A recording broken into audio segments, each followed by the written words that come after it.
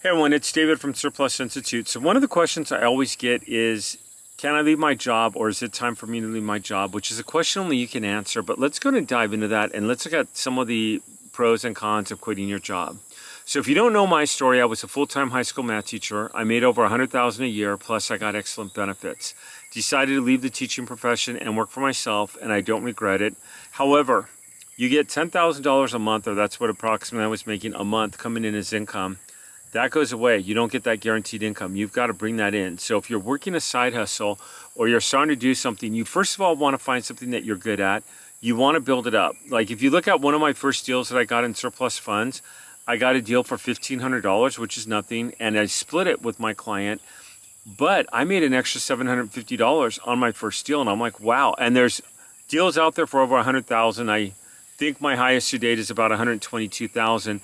If you go after the right deals and you get the right commissions, you can make tens of thousands of dollars in this business. I had to dabble into it and learn it to be able to start getting more deals. And as I got more deals, I was like, okay, wow, I could replace my income. I could step out of teaching and work for myself. But you want to get to a point where you hit a level of confidence and you want to get to a point where you know what you're doing. I know someone recently talked to me about Fortnite. It was my nephew. He's really good at it, and he wants to do a training course on Fortnite and how to play it. So I've challenged him to get out there and see how other people are doing with Fortnite, if there's a demand for that. And if there is, I'm sure he'd be really good at it. And if not, maybe he could do another video game. Maybe he could do some equipment. Maybe he could get on with someone with Fortnite. I mean, there's so many different creative ways to make money online. You've got to tap into the industry and look into it. But you have to realize you're now working for yourself. And with the school district I was in, I was tenured. Yes, I left a tenured position, and I now work for myself. The question I always get is, well, what happens if you don't make it? Well, that really can't be an option.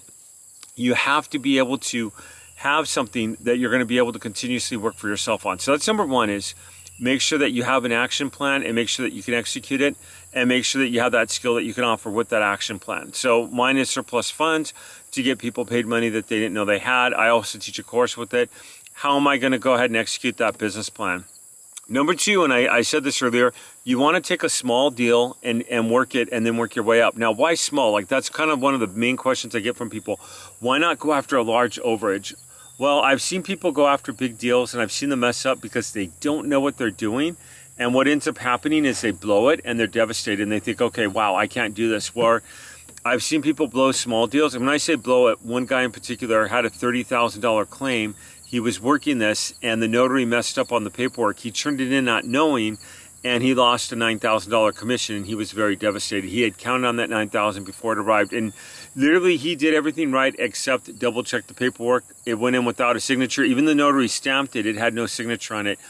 You want to know what you're doing. You want to make sure that you can execute it. You want to, if you're going to mess up, I'd rather see you mess up on a $750 commission than on a $9,000 commission. There's a huge difference. And even $750, for me at the time, that was huge. You know, it was like almost a tenth of my paycheck.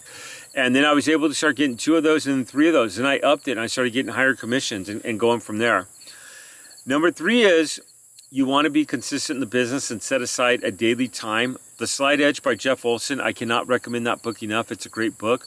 You want to go ahead and you want to be working the business. You want to work it every single day and you want to treat it like you mean it. So get a daily time. That might mean that you have to go into work earlier. Like I know when I was teaching, I would go into work sometimes an hour, half an hour earlier than what I was supposed to. I would leave right after the day ended and then I would get there early the next day and I would work and do a lot of schoolwork and grading early.